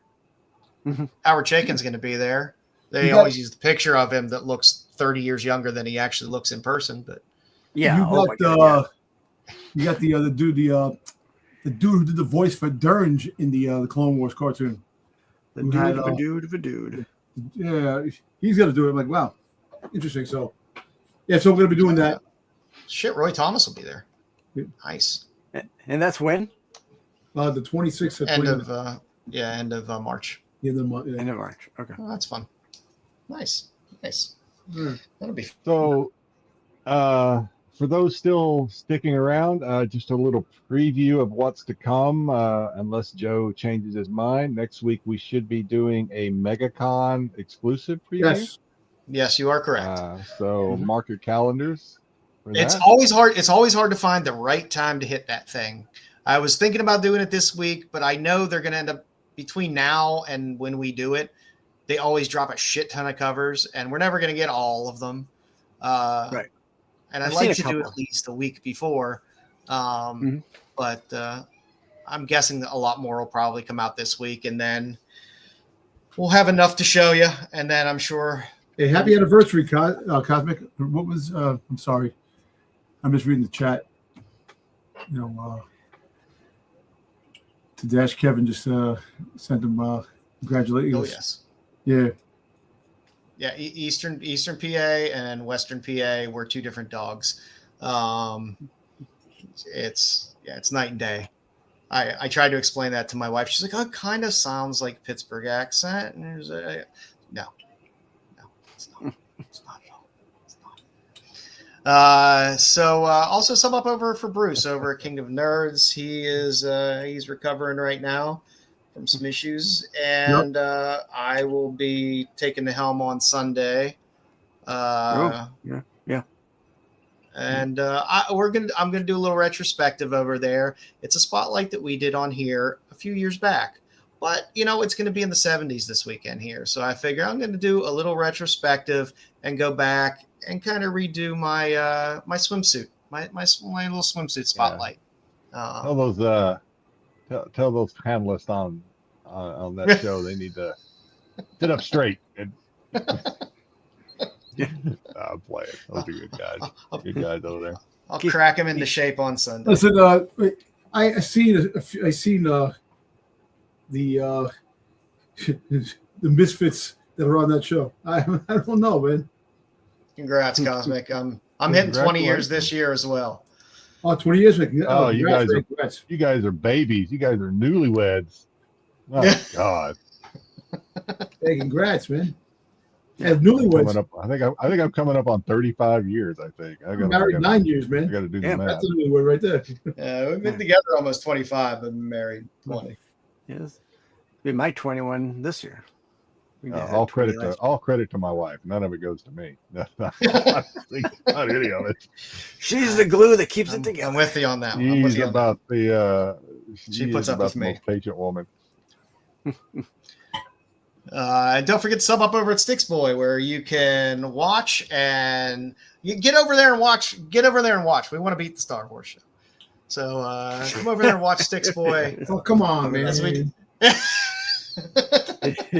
just want to see it happen once. Hey, it'd be nice to see it happen once. Consider it's a compliment, and we're trying to reach that goal of where Star Wars is. Listen, it's a compliment. What do you want, man?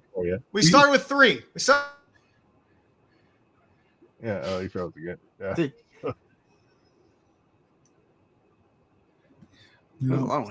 We started with 3.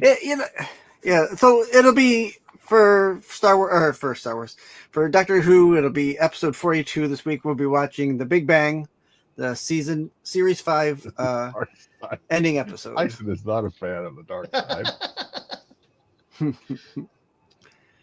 So come on over. We'll give it a watch. It is worth it, Cosmic. It is. I'm too old to be out there playing field. That's a young man's game. Also on Styx's channel, and also stream on Absolute Geek Podcast. Dom and Styx and Matt doing some wrestling shows. So you guys got one lined up for this week?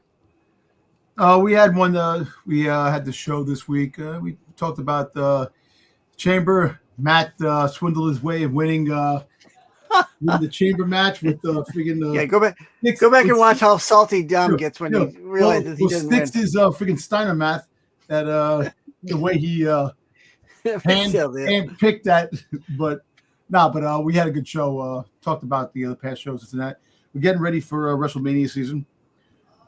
Next month, WrestleMania is coming. Starting to get toe deep in it. Yep. Yeah, so you know what? Like I said, building a little fan following on the show, it just takes time. And listen, it's like Boba Fett is shelved. Once they open the jar, it's gonna be like the peach is gonna be sweeter. So eventually, the wrestling show is gonna be sweeter. Oh, you went that was. I don't know how good pickled fett is. It's like Boba Fett on the shelf. The peaches are going to be sweeter. That was like. What the hell is even that? Danhausen. Yeah, Danhausen just cursed Miz tonight. Good stuff.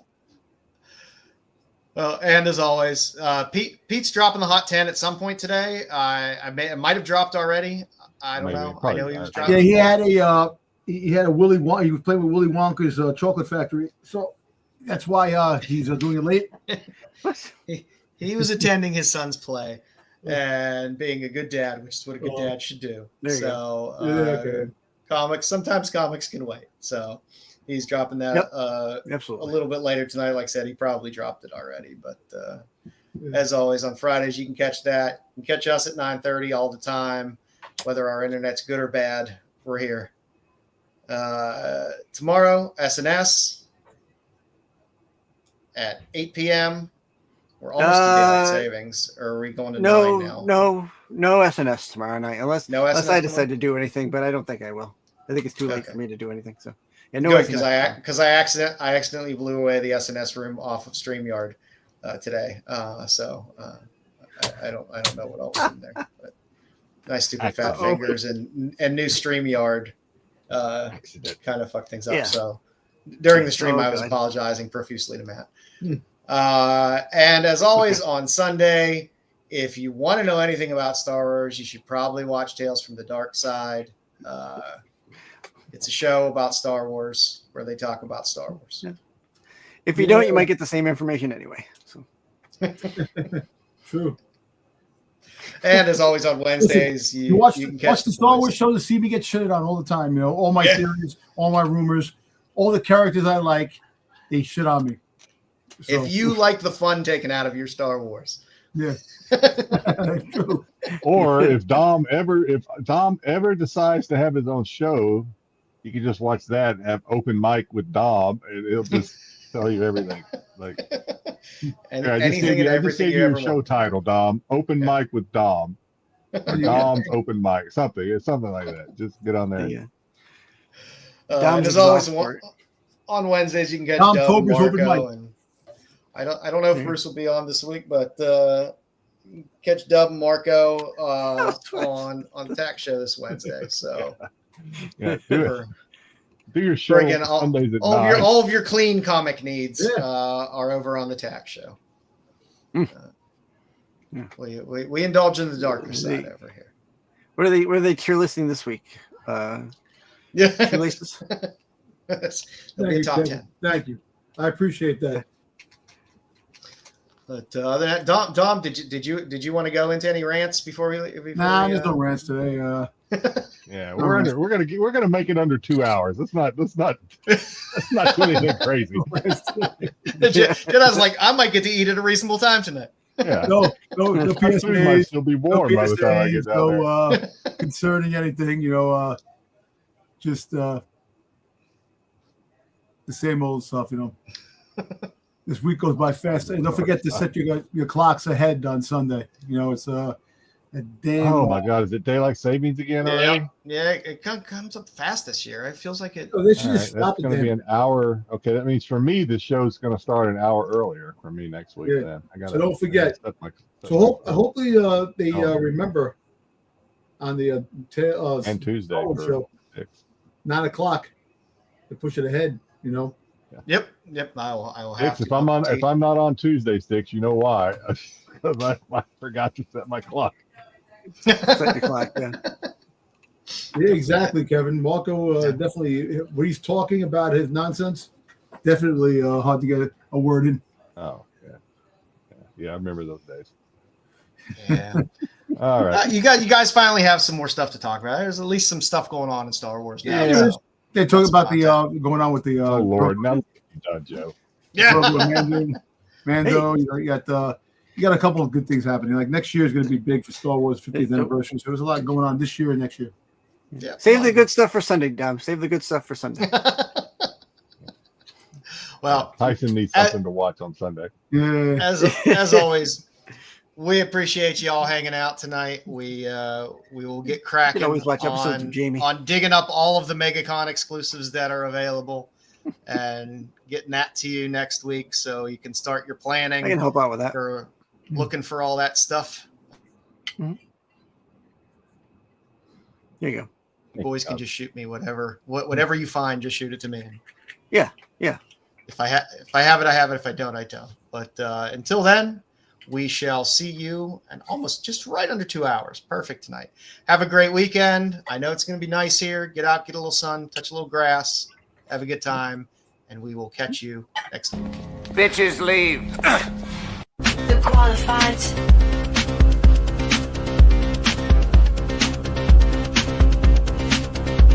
The qualified.